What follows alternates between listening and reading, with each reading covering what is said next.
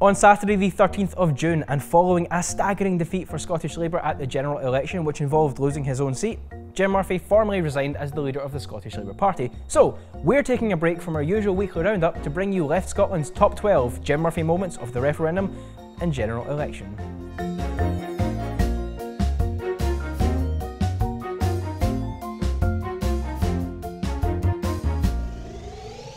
And coming in at number 12 is Murphy not resigning in the first place. Following on from the terrible results for the Labour Party in the general election, Ed Miliband stepped down as leader. So too did Nick Clegg after the Lib Dems were wiped out across the UK, possibly because of the whole going into a coalition with the Conservatives and then voting to increase tuition fees despite promising that you would end them thing. Even Nigel Farage, the leader of UKIP, resigned. Sort of. In the end, it was only Jim Murphy who, despite leading Scottish Labour to losing 40 of its 41 seats in Scotland, vowed to stay on. He even went as far as saying on the morning of the general election results that he could still be First Minister by next year. Maybe not, Jim. Maybe not. At number 11, reports that Irn-Bru asked Murphy to respect their political neutrality. For many, our first experience of Jim Murphy was during the independence referendum, as he did his 100 Towns in 100 Days tour, where Jim toured Scotland campaigning for a no vote over 100 days, whilst presumably still receiving his wages for being an MP despite not actually being in Parliament. Going for an iconic image, Murphy shouted the Scottish Labour gospel from atop 2 Irn-Bru crates while drinking a can of Irn-Bru to show everyone presumably that he was more Scottish than they were.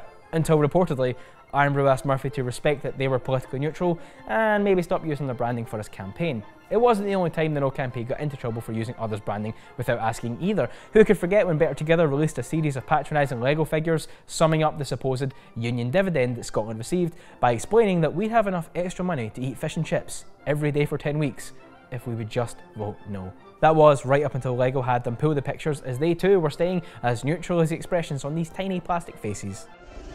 Speaking of Jim Murphy shouting at everyone from a crate, number 10 is Jim Murphy shouting at everyone. Dennis Canavan, we had a vote in the House of Commons last night. Tomorrow. America, France, Germany has control over its own tax. Nicola, all of these countries already have that. Now, what is it? Nicola, you've got a magic wand, you don't have any policies. You have to ask me a question. Let me ask you a question. It quickly became a staple of any television appearance of Murphy's to just shout over his opponent. Yeah, that approach really worked out for you. At number 9, Jim Murphy takes a few days off to recover after being hit by an egg. First of all, is a politician being hit by an egg really news? It is when it's Jim Murphy, apparently. Our thoughts were with Jim's family after the terrible incident which saw the press report on Jim Murphy's egging, while wholly failing to report quite so rapidly on when Jim Sellers, campaigning for a yes vote, was also hit by an egg.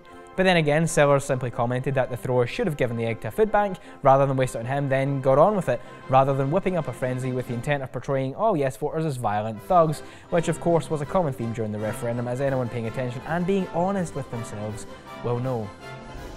At number 8, Ruth Davidson takes pity on Jim on Twitter. During the general election, and much to everyone's confusion, the Conservatives were claiming that a vote for the SNP was a vote for Labour, while Labour were complaining that a vote for the SNP was a vote for the Conservatives. Neither were correct, as it turned out that a vote for the SNP was in fact a vote for the SNP, but during the bizarre Twitter exchange where Murphy called Cameron a cheerleader for the SNP after Cameron had claimed that the SNP would hold Labour to ransom, don't try to make sense of it, I have tried, Ruth Davidson, the leader of the Scottish Conservative Party, stepped in and asked if Jim was okay. This led to many claiming that Davidson was now their favourite Tory, despite fundamentally disagreeing with everything she stood for. Number 7, and it's Jim Murphy setting up another photo opportunity to make his opponents look like violent thugs. In a turn of events that was described in the press as chaos in the streets of Glasgow, but turned out to be 3 protesters and a dog, a staged event with Murphy and Eddie Izzard resulted in this photo of someone slamming a cardboard sign into Jim Murphy. Except that someone else happened to be filming and caught Murphy intentionally walking into the sign to create the perfect photo opportunity. And number 6, it's everyone's favourite new word, fundally-mundally. It's so fundamentally important. After tripping over his words during the leaders' debate, fundally-mundally started trending on Twitter almost immediately. At least we got one good thing out of his time as Scottish Labour leader. Number 5, and it's that time when Jim Murphy said he was astonished by how easy it had been to outmanoeuvre the SNP. For many, this was when a few folks started to wonder if Jim was really paying attention, as since being elected as Scottish Labour leader, their approval ratings continued to fall overall. Number 4, and it's Jim Murphy's approach to zero-hour contracts. As the general election campaign wore on, Murphy decided now was the time to stand up and talk about how terrible zero-hour contracts were, which was all very well, except that over the past year, the number of people employed in zero-hour contracts by Glasgow City Council had increased by 18%. That would be the Labour-run Glasgow City Council. The whole issue of Scottish Labour talking about how bad zero-hour contracts were came perfectly to a head when Jim Murphy and Ed Balls stood in front of a placard reading "Ban exploitative zero-hour contracts" while visiting an event about zero-hour contracts in Glasgow organised by an arm's-length organisation via the Labour-run Glasgow City Council, which, as it turns out, had actually employed people on zero-hour contracts to set the event up. Number 3, and it's Murphy calling for a moratorium on fracking in Scotland. In January, Murphy claimed that if he was First Minister, he would use new Scotland powers to ban fracking and put in place a triple lock system. So, when the chance came around to actually vote on that, you would think that Murphy would have voted to put a moratorium in place. Well, he didn't. In fact, he didn't vote at all. Instead, he was at a photo shoot playing football, much to Kezia Dugdale's delight, and the rest of Labour abstained from the voting too, meaning that it was rejected.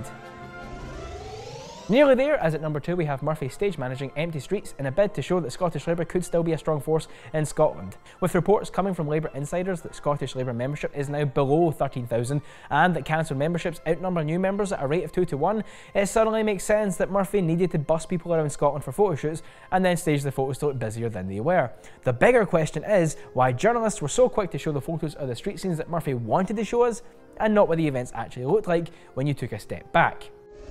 And finally at number 1, it was Jim Murphy's moment of realising that he had no real power of Scottish Labour after all. When Joanne Lamont resigned from the role of Scottish Labour leader following the referendum, she stated that Scottish Labour were treated like a branch office who had no real say in how the party was run. Since then, the party has scrambled to shake off this image, only for that to come crashing down when Murphy stated during the debates that there would be no further cuts in Scotland under a Labour government, only for the high Hegians at Labour HQ to come out and verbally put him down. Ed Balls this morning. There will be cuts outside non-protected areas across all these budgets, which will apply in England and in Scotland. The leader of the Scottish Labour Party will not be in charge of the UK budget. Thus proving again that Scottish Labour really is just a branch office for the UK party. So what comes next for Scottish Labour? Well, we'll have to wait and see. Hopefully they'll learn the lesson that a move to the right is not what the people of Scotland want. Next time on Left Scotland, I'll be looking at some of the new faces appearing in the party and much more. But until then, please do like, share and subscribe, and I will see you all next week.